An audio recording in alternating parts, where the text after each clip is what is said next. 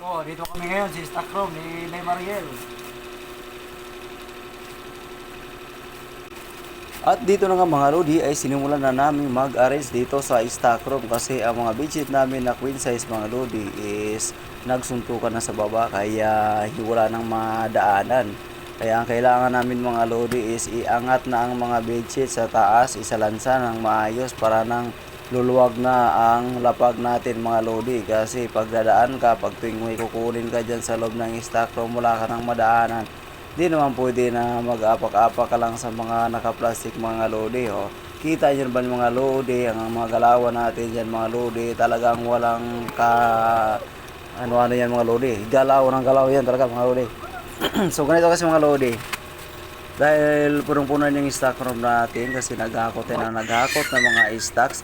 Dahil mga lodi, ang mga stocks natin is sobra na kadamo ba ay alam nyo naman yung darling ko patay ng patay kahit may stocks na talagang gusto niya na madagdagan pa ng mas madagdagan para may stocks sa may mga lodi kasi pagdating ng panahon na ano na lalo pag bare months mahirapan na tayo sa mga mananahi kasi ang mga mananahi medyo masipag na sila pagdating ng Birman sa mga lodi kasi dami na silang mga tinatahian kaya medyo mabagal na yung tahi natin ng mga lodi kaya ang gagawin natin mga lodi is ngayon pa lang ay mag-stocks na tayo na mag-stocks no, para sa ganun mga lodi ay walang kapunay problema pagdating ng mabenta ng mga lodi hugot lang ng hugot at malamang hindi ka na mahirapan mga lodi mag patay ng patay pagka bare months na. So ganito mga lodi ang dapat gagawin talaga kasi nung una mga lodi ay naranasan namin mga lodi nung panahon na ano talaga lodi mabenta doon kaso ay wala kaming masyadong tayo na kasi ubos na yung mga natay at saka pag magpapatay naman kami mga lodi ay wala naman medyo mabagal yung mananahin natin pag bare months kasi marami rin silang tinatahian na iba at saka marami na silang pera kaya medyo di na sila kumukuha ng masyadong tahi. So ganito kasi mga lodi pag mga ganitong araw buwan so medyo may katumalan yung pagpatinda may katumalan rin yung mga ano nila kita mga lodi sa mga manahin natin kaya medyo mas mabilis sila manahi pag mga ganitong araw, mga ganitong petsa, no? Na ganitong buwan. Kasi wala din silang wala na silang pera niyan mga lodi kasi matumal na wala na nagpapatay sa kanila ng marami talaga. So kami naman ay mga lodi ay tuloy-tuloy naman yung pagpatay natin lalo na pag may pinta tayo sa stock room mga lodi ay kailangan i-rolling natin agad yan at mapatayin natin, no? Mabili ng tela. Ang iba naman dito mga lodi, hindi naman lahat ng cash lalo na sa mga kortina mga lodi. Yung iba nito mga lodi, utang naman mga lodi, mga ang totoo. Kaya mga lodi, so may mga suki naman tayo na utang bayad naman tayo sa tilahan. Hindi naman totally na dahil marami tayong stocks, marami tayong pera, hindi ganoon mga lodi. So iba naman lodi, ang kaganahan dito mga lodi ay nasa tahian pa lang, nabayaran natin yung tila. Yung iba naman, hindi pa natin nabenta lahat, so nabayaran natin yung mga kailangan nating bayaran tulad ng mga kortina natin so ganito lang mga lodi ang technique natin kasi ganoon yung darling ko mga lodi pagka nakabintayin siya bayad yan siya agad lalo na pagka kumukuha kami ng consignment ay alam mo na lahat ng mga negosyante mga lodi hindi po pwede na walang utang pag negosyante ka no pero kailangan marunong ka magbayad marunong ka mag-isalamuha sa mga mga suki mo kaya para makabayad ka rin sa mga pinagkuutangan mo so akala kasi ng mga lodi pag negosyo ka wala ka ng utang maraming utang mas malaki ang utang mo dati wala kaming negosyo mas malaki yung utang namin lodi kaysa mas wala kaming utang nung wala pa kaming negosyo nung may negosyo na kami ngayon nakautang-utang na kami pero ay depende mo sa mga lodi sa pagdala, sa paggamit, sa basta ganun lang, ruling na ng lori, may binta ka, may time kasi mga lori, hindi pa nga nabinta lahat yung wala pa nga sa 1/4 nung nabenta or kalahati, wala na, nabayaran natin lahat yung mga utang natin, no, Yung mga tilahan natin sa tilahan at saka sa mga kurtinahan, no? Okay na lahat mga lodi, wala na tayong utang. No, so mangutang na naman tayo. Ay, walang problema yan pagka marami magpautang sa atin ha. Pero ganito kasi mga lodi, kami naman mga lodi, ano naman, talagang consistent kami pagdating sa mga bayaran. Kaya ganito mga lodi, hindi kami nagpautang pag mga paninda namin kasi pagka galing sa inutang yung paninda mo mga lodi tapos ipapautang mo, tiyak na wala ka nang pambalik dyan, yari ka dyan mga lodi. Kasi pag ganito kasi yun, pagka once na hindi nagbayad yung mga pinautang mo mga lodi, wala ka rin pang bayad doon sa inutangan mo, hindi ka na papakuhain doon sa ng mga tela, hindi ka na papakuhain pag wala kang, hindi ka makabayad agad. Kaya iwasan natin mga lodi pagka ganitong senaryo na consignment yung stocks mo tapos pinautang mo rin yung paninda mo, walang mangyayari doon mga lodi. Pwera lang sa mga mabilis mo bayad pero piling-pili mo talaga mga lodi pagka may may mga suki ka. Kasi yung iba kasi mga lodi, dyan, araw-araw sila kung bibili dyan, bibili. Sukiin. Pagka nasuki ka na, utangan ka ng utangan. Kung nautangan ka na, tsaka ka na layasan. Gano'n yung iba mga lodi, pero hindi kami gano'n. Yung mga nangyari kasi mga lodi, may nangyari mga gano'n na sinusuki ka, sinusuki hanggang sa utang na siya pa kunti-kunti sa inyo, hanggang sa utang na malaki, sabay layas na. Wala na, di na nagpapakita. Ganun ang kadalasan mga lodi na malugi yung negosyo mo. Kaya dapat iwasan mo mga ganun at saka piliin mo yung kasalamuha mo ng mga suki-suki mo. No, kaya ang ginagawa kami mga lodi, hindi kami pautang sa namin, mga tindahan namin kasi pagka ganun kasi mga lodi na makita na napapautang ka, magdadala ng mga pre na yan, nagmamarites yan, magsasabihin na yan, napapautang yan, yung utang tayo dyan. Pagka malaki na yung utang, saka na hindi na napapakita, doon na bumibili sa iba. Yan ang totoo ha, sad but true. Di ba mga lodi, totoo yan. Kahit anong negosyo mga lodi, mga sari-sari man o matilahan man o ano pang mga negosyo mo, may time talaga dyan na may mga utang sa'yo na hindi na nagbabayad, dire-diretso na yan. Hindi na nagpapakita, wala ka pang pera, wala na, hindi na magpapakita yan. Ganon talaga mga lodi ang buhay ng tao. Kaya yung iba dyan mga lodi ay kailangang ingatan mo lang lagi yung mga lodi. Laging maingat, laging alerto, laging vigilant pagdating sa business mga lodi. Kasi diyan lang tayo nabubuhay Kaya pagka ganitong mga usapin, kailangan mag-ingat lagi. Kaya magpasalamat tayo pag may suki tayo, utangin tayo, bayaran mo naman agad. Hindi yung utangan mo, tapos layasan mo na agad, sabihin wala kang perang bayad, tapos pagka nakita ka, tago-taguan mo, hindi pwede yung ganun mga lodi.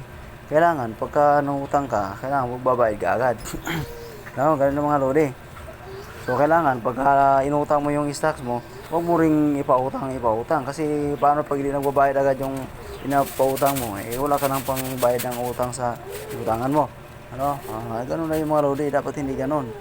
Dapat, pagka lahat ng nabinta mo mga lodi, okay, ipunin mo lahat yun. Yan ang ipangbayad mo lahat sa mga nakuha mo sa tilahan.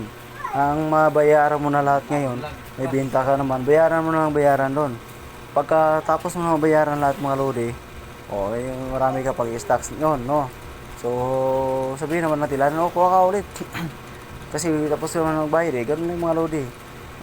Kuha ka ulit, tatay mo.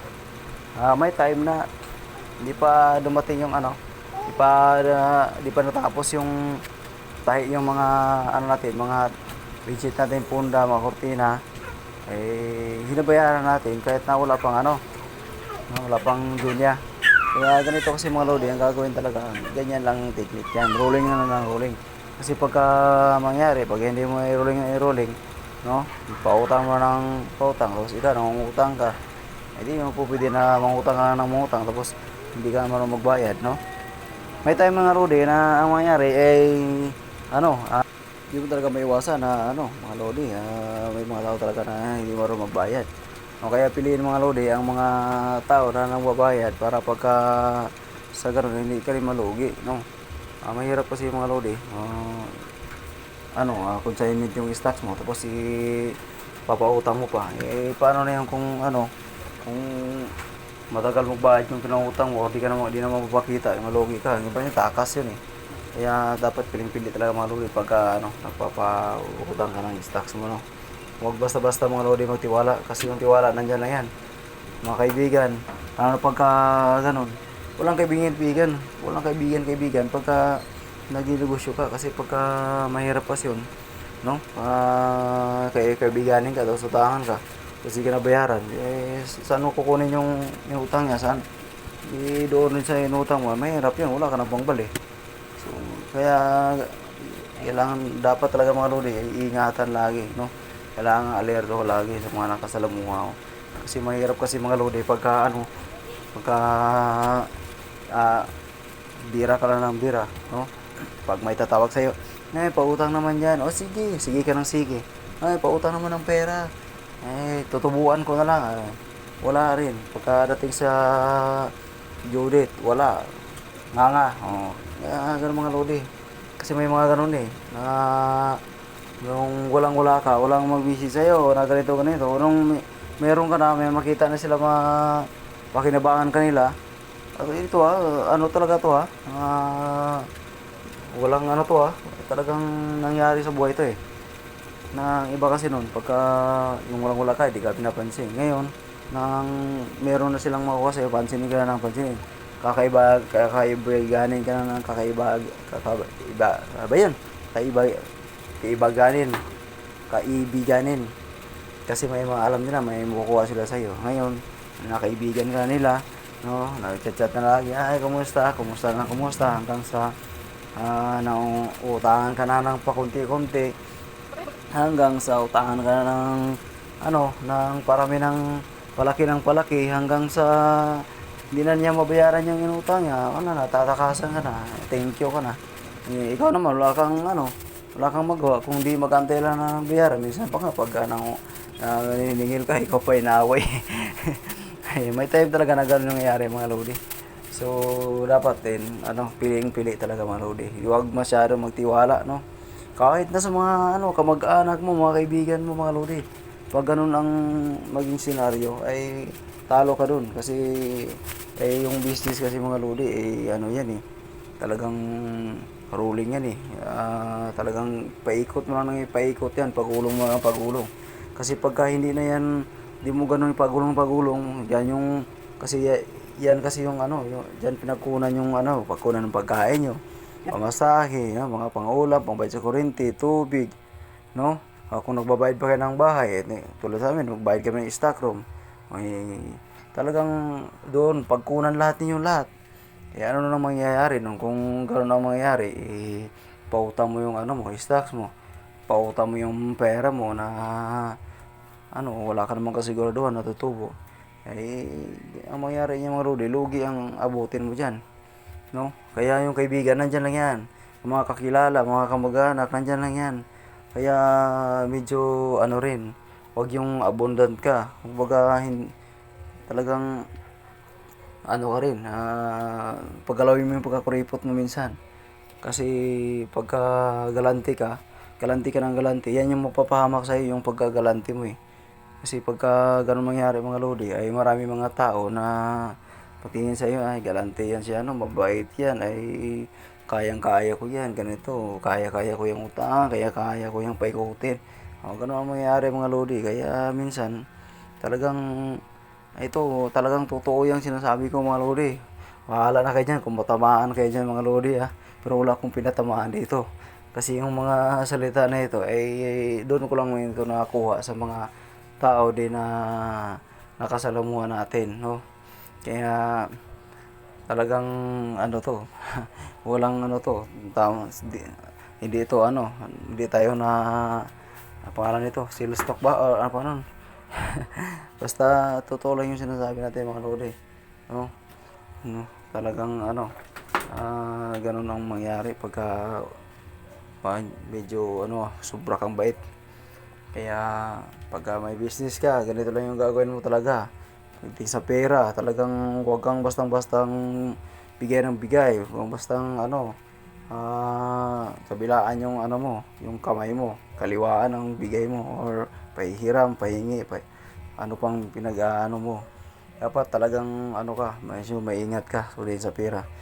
Pagka may benta ka lahat, i-rolling, ibali mo agad ng bili ng stocks para meron ka namang pambenta sa sunod na mga araw. Hindi yung nakabenta ka ngayon, gastusin mo lahat yan ngayon, kahit saan saan ka pumupunta. Lahat yan gastos, o walang pasok, yari ka dyan. Kaya thank you for watching mga lodi.